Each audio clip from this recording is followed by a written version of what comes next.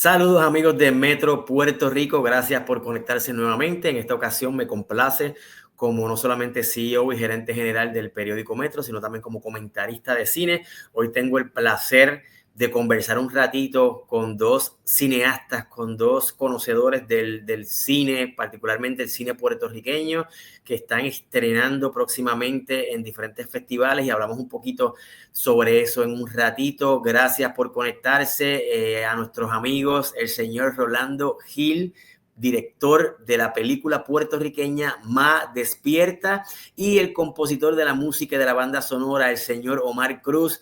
Muchachos, gracias por conectarse, gracias por darme un ratito para conversar sobre este maravilloso proyecto.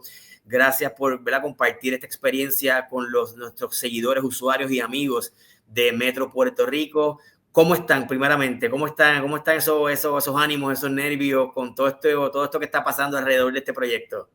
Muy feliz, muy agradecido a Dios, primero que nada, y a todo el público de la gran oportunidad que nos están dando los medios de compartir nuestra experiencia y nuestras vivencias en este proyecto. Mira, tuve la oportunidad de ver la producción, de ver esta propuesta, por muchas razones quedé maravillado y fascinado con la historia y particularmente con la producción, con los valores de producción, y todo lo que, ¿verdad?, cómo se llevó la narrativa de esta película, que podemos hablar largo y tendido sobre, ¿verdad?, muchos temas en particular, pero quiero comenzar preguntándoles, o por lo menos a ti, Rolando, el origen de esta historia. ¿Cómo surge la historia de Ma Despierta, sobre esta niña adolescente con síndrome Down y su relación con su madre? Habla un poquito sobre el origen de esta historia y cuán cercano es a ti. Esta historia nace de una noticia que vi en los medios de creo que es en Cupey, donde unos vecinos por el hedor que salía de una casa aledaña de ellos se acercan y cuando entran a la casa, que los oficiales entran a la casa, encuentran a una señora ya de 49 años alrededor, con síndrome de Down, que estaba a los pies del cadáver de su madre, esperando que se levantara, y ella la seguía atendiendo y se veía como ella le había llevado comida, le había llevado sus medicinas, su pastilla de la presión. Y a mí me pareció muy interesante, muy impactante esta historia. Y de ahí me senté a lo que fue crear ya el borrador, a lo que pasó ya el guión, y seguí desarrollando el libreto hasta llevarlo a lo que es Más Despierta hoy día, que fue alrededor de un año en desarrollo. Esa fue la razón principal de traer la historia. Me pareció muy interesante y muy cautivadora y muy única en esa esencia. Gracias por eso, y creo que sí lo manifiestas de una forma bien interesante y abarca muchos temas de índole social que se deberían atender, por lo menos que provoquen esa conversación. Y eso fue una de las cosas que me gustó mucho de la película, y que es de lo que me gusta generalmente de las películas, que no se limitan solamente al entretenimiento, sino los que invitan a la reflexión y provocan esa conversación, sea dura o no. Omar, esta colaboración, ¿cómo se da? Porque el tema de la música es bien importante en cualquier producción audiovisual. Sin embargo, hay una cosa aquí bien interesante que te voy a preguntar ya mismito de tu trabajo en esta producción, pero que me gustaría saber cómo se da esta colaboración o este junte con Rolando, y cuál fue tu impresión cuando leíste el guión principalmente, o viste la producción previo a trabajar la parte de la música. Pues viene a mi encuentro por referencia y bueno, tengo este proyecto, me lo presenta, y sí, me presenta el guión, el scoring. Él va bastante conceptualizado ya él tiene sonoramente lo que está buscando. Dice, yo quiero que la música, o sea, la música es súper importante, recuerdo las palabras como es, que sea un personaje más en la historia. Y cuando entonces entramos en la evolución del personaje, de la protagonista, de Esther, cómo hilar estas texturas que macheen lo visual, porque esto es un proyecto audiovisual, y sonoramente con texturas experimentales, minimalistas, y en un momento clave, que imagino que evidente lo vio, cómo extrapolarlo a una parte épica en cierto momento de la producción. Y fue interesante crear ese balance. Qué bueno, y es uno de los puntos también que son determinantes ¿verdad?, en el proceso de la narrativa de la película, en la experiencia. Rolando, trabajar un guión me resulta interesante porque gran parte de la película se cuenta, o de la historia, se cuenta con puras imágenes, son imágenes poderosas, Ujú.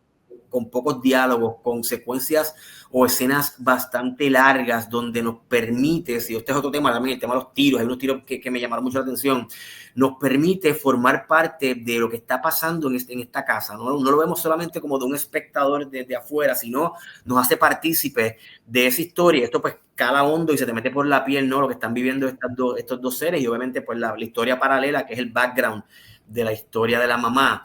¿Cómo fue trabajar con un guión donde, ¿verdad? De nuevo, la historia se cuenta más con imágenes que no necesariamente con los diálogos, y llevarlo entonces a la pantalla grande de una forma tan espectacular? Para mí, honestamente, a mí como escritor no me gusta el diálogo. Soy un fan de pura imágenes. Si, como yo siempre he dicho, si tú no puedes contar una escena con imágenes, pues entonces ya lo que es el cinema no está muy incluido. Y me encanta este tipo de arte que es polaco, muchas películas polacas que son muy fan. Para mí, escribiendo este guión, el silencio y las tomas largas las usé como si fuese otro personaje más dentro de la historia. Hay muchos silencios que, aunque el silencio se escucha lo que quiere decir, se interpreta muy profundamente y muy claro el mensaje. Y es ese contraste de lo que escuchamos, no escuchamos. Y es muy interesante para mí, y eso fue con edición, porque también tuve el placer de editarla, es que cada vez que escuchamos algo tiene más poder, aunque sea muy sencillo. Rompe ese silencio. Mayormente los mayores de los diálogos son en el pasado, donde hubo más libertad, donde hubo más presencia humana, y en el presente de la película pues hay unos silencios inmensos que crean este sentimiento de soledad, de compañía, parte que como la soledad acompaña a la actriz principal en sus escenas. Y fue muy interesante ese juego, ¿no? Ese contraste de lo que no se dice, lo que se dice, lo que se ve y lo que no se ve, que también se juega mucho en las imágenes. Hay muchas imágenes cortadas, hay muchas imágenes que no se ve exactamente lo que es, pero con el silencio y la música te ayuda a interpretar qué es esa imagen mental, que también jugué mucho con la audiencia. Quería que entendiera esa imagen que tú te puedes crear con lo que ves, con lo que no ves, y lo que escuchas y lo que no escuchas. Qué bueno, y gracias por eso. Y lo mencionas claro, el tema de los silencios es sumamente importante en la historia, y nos transmite esa soledad que está viviendo y nos hace partícipes incluso hasta de cierta manera nos genera una tensión, porque queremos estar ahí ayudando y extendiéndole la mano a este personaje, obviamente sin revelar spoilers. Omar, precisamente eso, el tema de los silencios, la música en esta propuesta, y vamos, como sabía que iba a hablar contigo, por alguna extraña razón estaba bien pendiente a eso, y a veces eso como que, ¿verdad? No quiero decir que me distrae, pero yo la sentí como de cierta manera limitada, pero puntual y con un poder significativo en determinadas secuencias. Juegas con sonidos como esotéricos, con frecuencias. ¿Cómo fue cómo fue decidir qué sonido, qué instrumento en cada secuencia, y cómo tu director te decía esto sí, esto no, simplemente te dio mano libre para que ¿verdad? Tu creatividad fluyera? Pues mira, ambas. Él fue bien directo, pero a la vez, ok, tú eres el que sabe. Entonces, eh, el proceso creativo fue interesante, después de varios cafés a las 2 de la mañana, ¿verdad? De varias noches. Y fue Mucha interesante hambre. porque lo trabajamos, sí, lo trabajaba directo con el director, ¿verdad? Pero sí, los elementos de silencio, la escuela alemana de música electroacústica, o sea, los paisajes sonoros, uno lo Exacto. entiende, pues eso es un ambiente, eso es un sound effect, ¿no? Sigue siendo música, el silencio sigue siendo música, o sea, es una parte importante dentro de lo que interpela la melodía y las transiciones. Y sí utilizamos paisajes sonoros, Exacto. sonidos puntuales, por ejemplo, una campana, no necesariamente suena una campana, pero sí está dentro del score, lo que es la frecuencia. Y para no hacer mucho spoiler, ¿verdad? En el back and forward de cuál es la tipología de la campana, cuál es la tipología de los sonidos del rumado de las palomas. Eso también Sí. está dentro del score. Hay que ver la película quizás 2 veces. A veces se siente, a veces no, pero es parte esencial de la vivencia de Esther en ese aspecto. Y también cómo captar la crudeza de cada cuarto. O sea, había un motivo para cada escena, incluso. O sea, el cuarto, no sé, da la impresión que hasta hablaba solo, sonoramente. Diablo, Y mi ese hermano. detalle, Ajá. sí, Sí, sí, te escucho. y buscar lograr esa parte, que el espectador enganchara en esa parte sonora, pues fue un reto. DH, o sea, diste en el clavo, de repente ahora escuchándote pienso que tengo oído musical, porque te lo digo, que de repente había Qué bueno. precisamente esa secuencia, esos sonidos, dice, esto pudiera ser como edición de sonido, pero a la misma vez no, me suena más música, tiene algo sonoro ahí que va más allá de simplemente un sonido, y con mucha secuencia, o sea que de repente podemos sentir la parte música como tal, lo que conocemos como música, en algunas escenas puntuales, por eso de repente siento que es algo limitado, pero cuando vamos a los sonidos, hay música detrás de esos sonidos y pues nada, creo que es un Sí, se trabajo fusiona, magistral ahí. de una manera, sí, se Sí, fusiona y de verdad cuando que... Ajá. en un momento que no sabe, ¿es música, lo que entendemos como música, o es un efecto? Pues son ambas, y se juega con muchos de esos elementos. Igual que el violín, utilizamos violín, viola, Sí. entonces usamos lo que son técnicas extendidas. O sea, no solamente puedes tocar con el arco, pues a lo mejor se utilizó el violín, tocando la madera, rasgando con que no, algo que no es el arco, quizás un metal. Pues se usaron muchas de esas texturas. Que eso usa Qué mucho bueno. el compositor Johan Johansson. Oh, wow, buenísimo, de verdad que sí, Sí. buenísimo. Oye, gracias por eso. Rolando, los locations le dan un sentido, una estética atemporal a la película. O sea, se puede sentir que es una película o que es una historia moderna, de tiempo reciente, pero a la misma vez sentimos como cierta temporalidad y particularmente los locations. Me llamó mucho la atención la Casa Museo Trina Padilla de Sanz en Arecibo, el Colegio San Agustín, son dos locations bien poderosos. He tenido la oportunidad de visitar ambos. Para ti, ¿cuán importantes fueron precisamente estos dos locations, verdad? ¿Cuán importante a la hora de filmar fueron estas dos localidades?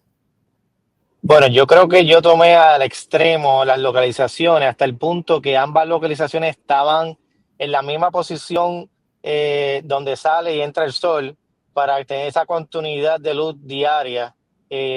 Hasta ese punto, ambas locaciones estaban en la misma orientación en compás. Eso fue algo que fue una decisión que tomamos directamente el director de fotografía, Nicolás Trovato, un gran amigo, y yo. Una vez que decidimos eso, ambas locaciones están más o menos a la misma distancia del mar, que se escucha el mar del fondo, pero no se ve, a veces no se ve. Además de eso, Gerardo Vega estuvo a cargo de toda la dirección de arte y ambas localizaciones se pintaron acorde a la paleta de colores que tenemos establecida. Ya la escuela como la casa más específico, el cuarto de ella tiene estos amarillos, igual que la jaula de su mascota, representando ese color interior que tiene Esther, que ya tiene ese deseo de salir, de salir de ese encierro inconscientemente, ¿no?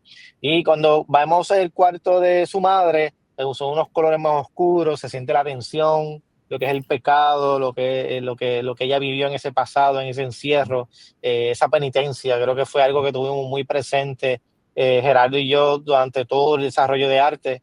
Nosotros inclusive desarrollamos la casa en 3D mientras estábamos desarrollando lo que era colores y todos los props y todo lo que se vistió. Pues la casa se vistió completamente todo. La casa se pintó por dentro y por fuera. Se creó esas texturas, todos los muebles que nosotros localizamos, algunos son ya que estaban en el museo y muchos de ellos los traímos de afuera y todo fue basado en esa paleta de colores, las texturas. En el cuarto de Esther vemos unas texturas más suaves, mucho algodón. Cuando vamos al cuarto de la madre vemos muchas texturas ásperas, oscuras, rasgados, y la música le da otra sensación Sí. a esos colores, le da más lúgubre, textura, exacto. Y para nosotros siempre tuvimos en cuenta que las locaciones tienen que ser una extensión del personaje. Eso lo vemos en la iglesia, lo vemos en la casa, y en la casa más profunda, en el cuarto de cada una, vemos como Carmen, su cuarto es como su iglesia, a cual que ella salió, pero siempre la tuvo dentro, donde ella no quería irse. Y vemos a ya Esther, que su cuarto es una extensión de su espíritu libre, de lo que ella quiere hacer. Inclusive si vemos imágenes en las paredes, son como una premonición visual que ella tiene de lo que ella soñaba. Sí, hay muchos detalles escondidos en las paredes, Sí. inclusive en el escritorio que vemos viendo. Al principio tú crees que es arte, pero no es arte, es algo ya que ya se había pensado. Sí, también vi mucho simbolismo también, el tema ay caramba, este líquido negro y todo este tipo de, muchos simbolismos bien interesantes en la película que tienen un significado que obviamente aportan a esa tensión que se genera la narrativa de lo que es la película. Omar, hablamos un poquito, y ya estamos terminando, ¿verdad? Hablamos un poquito sobre cómo tú ves la escena musical dentro del mundo cinematográfico puertorriqueño, dado que está tomando, o siento yo en mi percepción, que está tomando una mayor relevancia de la integración de grupos y de cantantes y de figuras del movimiento independiente, pero a la misma vez una orquestación más imponente, muchas que va desde lo simple, con uno de los instrumentos hasta orquestaciones grandes, poderosas, y cómo los cineastas hoy día están mirando la música de una forma diferente y más importante dentro de sus producciones.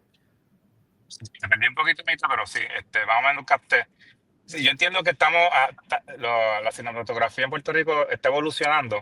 Antes, no sé si atreverme a decir que como que no se consideraba mucho esta parte de postproducción en cuanto en el macro, ¿verdad? Ajá. Siempre ha sido una parte importante, pero yo creo que la exposición global, ha captado ese hilo, de que los cineastas, los directores se adentren a esta parte importante de lo que es el audio en la postproducción. Llámese ambiente, efectos, foley, música. Y yo creo que eh, hoy día la música ha pasado a ser el protagonista, dentro de lo que es el storytelling, Ya. apoyar a lo que son los personajes, y te permite, pues entonces en el rango, en el espectro musical, pues desde un simple instrumento, una melodía, un humming, un sonido de algún ambiente orgánico, un animal, un paisaje, un arrullo, el mar, hasta una orquesta épica, y cómo poder hilar, fusionar música orgánica que suene épico, que suene orquestal. Pero o sea, ahí está la parte creativa, ahí que entonces se desenvuelve esa parte. Qué bien, gracias por eso. Y por último, dos preguntas. Rolando, ¿pretendes comunicar algún tipo de mensaje social con este proyecto? Yo vi varios. ¿Es parte de la intención de la película, o simplemente presentar una historia que conecte, que nos haga reflexionar, que nos haga, ¿verdad? Conversar? Que ¿tiene alguna intención social este proyecto? Claro, la intención social, yo creo que este proyecto para mí tiene doble intención social y también cinematográfica en la parte creativa.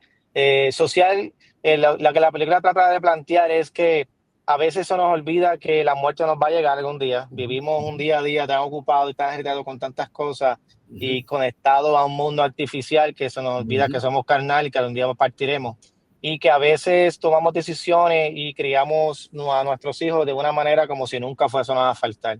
Claro. Y necesitamos darle esa sala a los hijos, que cuando tú no estés, ellos puedan volar, ¿no? Y puedan ser independientes y no pase lo que pasó en esta película.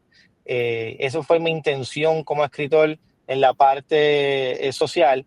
En la parte creativa, yo diría que esto fue una película que le hice sin miedo, en el sentido de que tomé muchos retos visuales y actorales y de cámara. Y mi intención fue siempre llevarla a los grandes festivales sin miedo.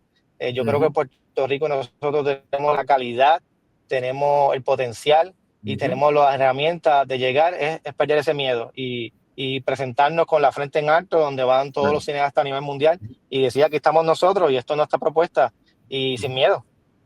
Pues a eso mismo te iba a preguntar, y de nuevo quería añadir un poquito sobre él también. El mensaje que yo recibí de la película es mirar hacia el lado, ¿no? O sea, porque historias como la de Esther, como la de Carmen, hay cientos, decenas, miles, podemos decir, en Puerto Rico y en diferentes partes del mundo, que es otra cosa que me gustó de la película. Es una película que se siente bien puertorriqueña, pero que igual puede conectar con cualquier parte del mundo. Pues son historias que vivimos todos los días, y pues no limitarnos a nuestro entorno y mirar de repente para el lado, porque seguramente tenemos algún vecino, algún familiar que está pasando por alguna situación similar que no la vemos así de entrada. Así que gracias por eso. Y ahora que mencionas el festival, te quiero preguntar precisamente, estás llevando esta propuesta al market de lo que es el Festival de Venecia. Habla un poquito sobre esta experiencia. ¿Qué esperas, verdad, de esta oportunidad? ¿Y cuándo vamos a poder ver esta película en Puerto Rico ya a nivel masivo? Sí, mi idea de llevarla al mercado de Venecia, obviamente fue una decisión con varios colaboradores de distribución que estamos hablando. Yo tengo amistades afuera de Puerto Rico. Yo fui parte del workshop de Werner Herzog que dio en el 2018, donde pude compartir con cineastas de 47 partes del mundo. Wow. Esto me abrió las puertas increíblemente a cómo entender el mundo del cinema mundial. Entonces, a mí fue muy interesante cuando yo presenté, le envié los links a mis amistades de este grupo. Todos me decían, no, vamos a llevarla a Venecia, vamos a llevarla a Cannes, vamos a llevarla. Y entre mí fue como que de verdad podemos llegar. Y uno más amistad me dijo, sí, eso tiene todo el potencial. Y ahí fue que yo dije, como puertorriqueño, hay que perder el miedo y hay que llevarla. Entonces, ahí fuimos parte que nos pudimos acreditar en el mercado de Venecia, porque el mercado de Venecia tiene esa particularidad. Primero tú tienes que acreditarte con ellos y después que ellos te dan la oportunidad de someter el proyecto para ser presentado en el mercado. Y esa experiencia de estar en un mercado internacional, someterla y ahora recibir el feedback de muchos distribuidores y productores que ya han visto la película en el schedule, donde se han acercado, donde nos han dicho que es la primera vez que Puerto Rico pone el pie en este mercado, y cómo ellos han estado muy emocionados de ver la película. Inclusive ya tenemos reuniones pautadas con distribuidores y productores, y ese deseo por presentar, que al principio yo no pensaba que iba a haber, pero sí está. Y es presentarnos con la frente en alto y llegar con todo el talento que nosotros tenemos y lo mucho que podemos colaborar a estos mercados internacionales. ¿Y viene a Puerto Rico cuándo entonces? ¿Tienes fecha para estrenarla a nivel masivo en Puerto Rico? Sí, la vamos a estrenar en Puerto Rico el año que viene, una vez que termine todo el circuito de festivales que todavía estamos corriendo. Empezamos en Venecia con el Market Screening. Hay otros festivales que estamos hablando y estamos colaborando. Una vez que termine este circuito, sí la vamos a presentar en Puerto Rico. Hay que estar pendientes de las redes sociales, Más Despierta en Instagram, y vamos a estar posteando todo lo que es el tour que estamos dando a nivel mundial, y cuando tan pronto lleguemos aquí le dejamos saber prontamente. Buenísimo, pero sí, Puerto Rico. Buenísimo, excelente que llegue a Puerto Rico. Rolando, Omar, agradecido. Pues me gustaría continuar la conversación eventualmente, una vez ya posiblemente cuando esté en Puerto Rico, porque quiero hablar del tema de la religión en la película, más de la religión, la iglesia, sí. La institución de la iglesia, que es un tema poderoso en la película, y la selección de Carla como la protagonista, que wow, me voló la cabeza su trabajo, Niña con síndrome de Down, y como, ¿verdad?, la naturalidad que proyecta esta película. Así que eso hablaremos más adelante, pendiente de la parte 2. Omar, también un excelente trabajo con este proyecto. Nada, te seguiré y estaré pendiente a lo próximo que tengas por ahí en agenda. Así que los felicito, mucho éxito en el Festival de Venecia, ¿verdad? En el market, ¿verdad? Dentro del marco de lo que es el festival. Así que nada, seguir representando, poner el cine de Puerto Rico y la bandera de nuestra isla en alto, y nada, los felicito. Un placer y nada, gracias. Nuestros amigos gracias por la oportunidad. Gracias por conectarse nuevamente, pendiente a Más Despierta y a ¿verdad?, lo que va a estar haciendo, trabajando Rolando y Omar y todo el equipo de producción y talento detrás de esta maravillosa propuesta Más Despierta, que como bien mencionaron, va a estar en cartelera posiblemente ya para el 2026, así que pendiente a las redes sociales para que vean un poco de lo que va a estar pasando en los circuitos de festivales alrededor del mundo. Más Despierta, pendiente en Puerto Rico, el 2026. Amigos de Metro, gracias de nuevo por conectarse una vez más. Recuerden que nos siguen en Metro Puerto Rico, Metro PR, Metro.pr, y en las plataformas digitales, Instagram, Facebook, TikTok, YouTube, como Metro Puerto Rico. Suscríbete, dale like y comenta.